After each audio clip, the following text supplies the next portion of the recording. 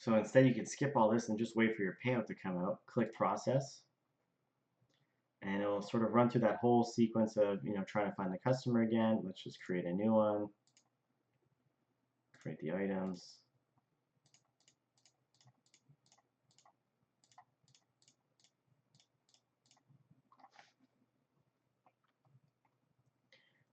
Create a new customer because Joy wasn't found, so Joy Jarvie 001. These products weren't found, so let's create a new item.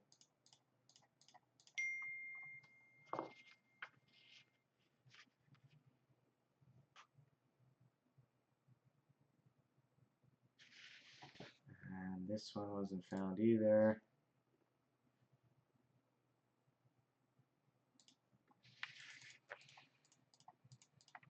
There we go.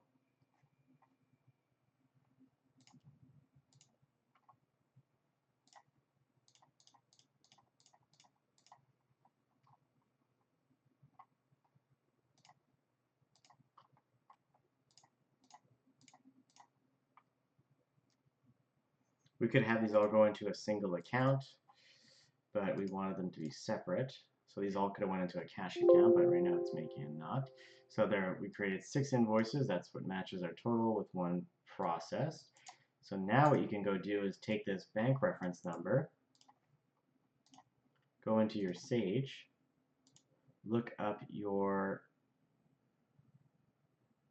receipts, receipt money, list, deposit ticket. This needs to go to this year.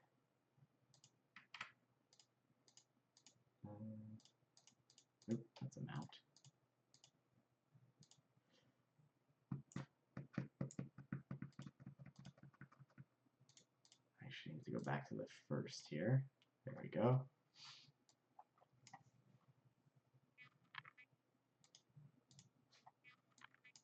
And so here are the 6 invoices we created for matching this reference number.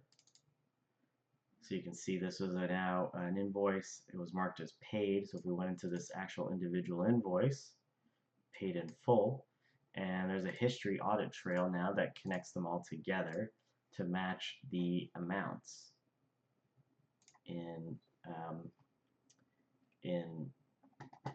Shopify.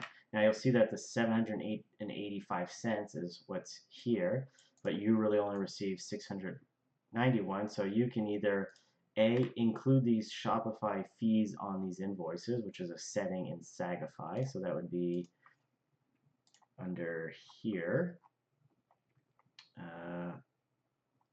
right here, include Shopify transaction fees. Then your amount of these 6 invoices, when you take them together, this number here would match the 691.81.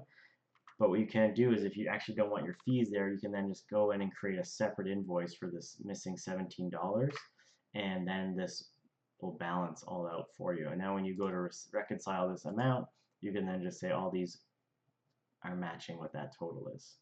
So that's one way of doing Shopify payouts. And I could do an example of that as well. So let's just turn this on, save that, go to payouts, and now let's go do this 684.74, so process. And let's put them all under this ABC customer.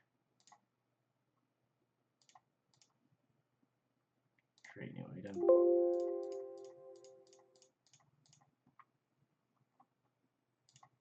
ABC customer, ABC customer, new item, new item, new item, new item,